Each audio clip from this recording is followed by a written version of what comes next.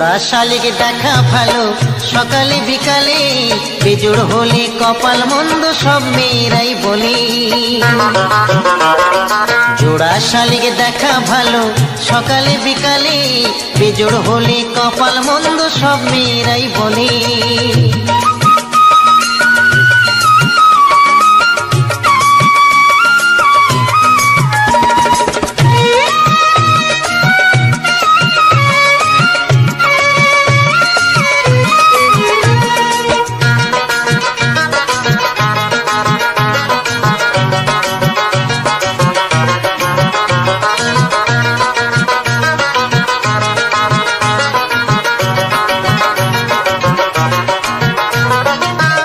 শালিক দেখলে আসে মনের মানুষ বাড়ি, তিন শালিক দেখলে বাঁধে তার সাথে আড়ি। দুই শালিক দেখলে আসে মনের মানুষ বাড়ি, তিন শালিক দেখলে বাঁধে তার সাথে আড়ি। বেজোর আমি দেখবো না, বেজোর কবু হব না, এ দেহ মন ভাসিয়ে দেব প্রেম যমুনার জলে। জোড়া শালিক দেখা ভালো সকালে বিকালে, বেজোড় হলে কপাল মন্দ সব মেয়েরাই বলে। জোড়া শালিক দেখা ভালো সকালে বিকালে, বেজোড় হলে কপাল মন্দ সব মেয়েরাই বলে।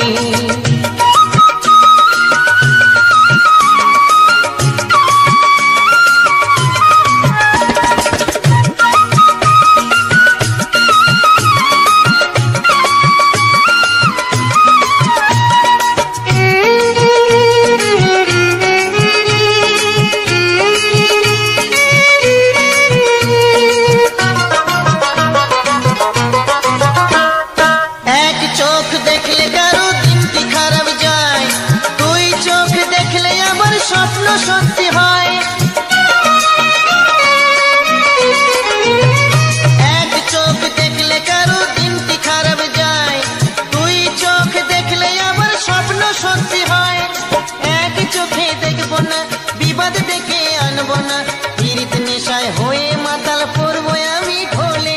জোড়া শালিক দেখা ভালো সকালে বিকালে, বেজোড় হলে কপাল মন্দ সব মেয়েরাই বলে। জোড়া শালিক দেখা ভালো সকালে বিকালে, বেজোড় হলে কপাল মন্দ সব মেয়েরাই বলে। জোড়া শালিক দেখা। নমস্কার বন্ধুরা, রঙ্গিলাতে সবাইকে স্বাগত জানাই। আজকের ভিডিওতে গান শুনলেন জোড়া শালিক দেখা ভালো। আর সত্যিই ভালো কিনা এর কোনো বৈজ্ঞানিক প্রমাণ নেই, তা সত্ত্বেও এগুলো লোকবিশ্বাস। অনেক দিন আগে থেকে আমাদের পূর্বপুরুষরা এগুলো সব মেনে আসছেন। তো ওনারা দেখছেন যে কোথায় শালিক ডালের নিচে বাসা বেঁধেছে না ডালের ওপরে বাসা বেঁধেছে, শালিকরা নিচে নাচছে না ওপরে গাছের ডালে বসে আছে, এইসব নিয়ে ওনারা অনেক কথাবার্তা বলে গেছেন। সেই নিয়ে আজকে কিছু কথা বলবো ভেবেছিলাম। আজ কিছু খনার বচন নিয়ে আলোচনা করব, তো থাক, খনার বচন পরে বলছি। তো এই কথাগুলো আগে এই শালিক নিয়ে যেমন গানটা শুনলেন, তো এই শালিক নিয়ে কিছু কথা আমি এখন আপনাদের শোনাচ্ছি। ছোটবেলায় ঠাকুমা দিদিমাদের মুখে শুনেছি, এক শালিকে বসন্ত নয়। তার মানে কি?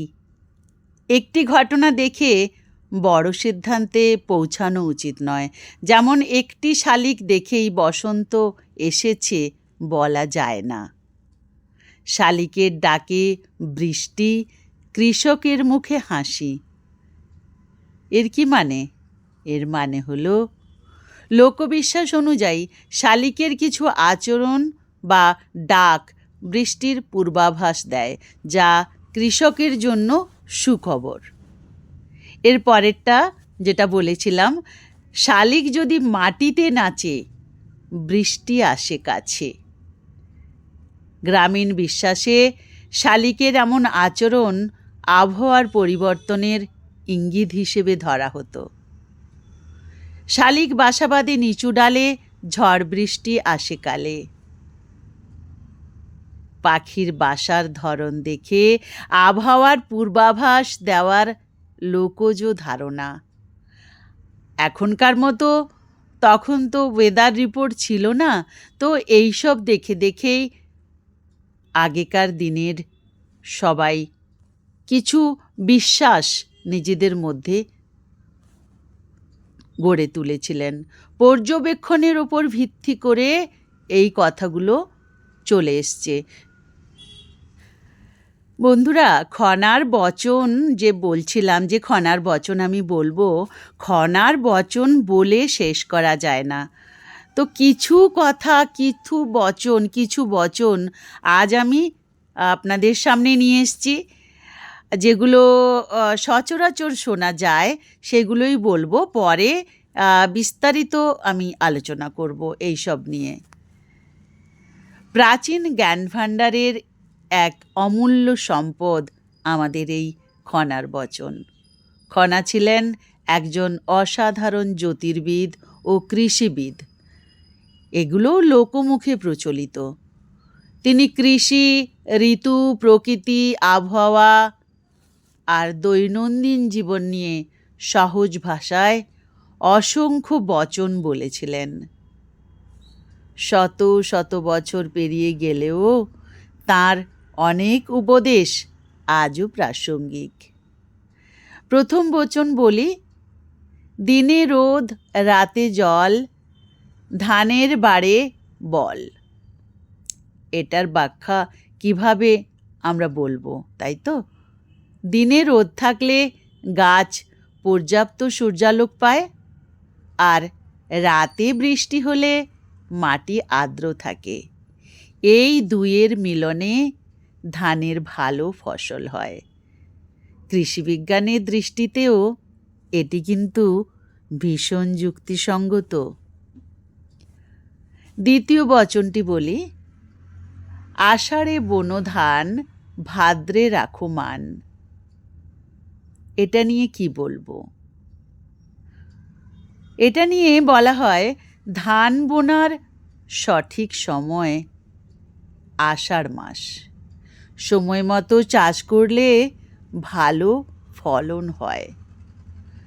কৃষিকাজে সময়ের গুরুত্ব বোঝাতেই এই বচনটি ব্যবহার করা হয়।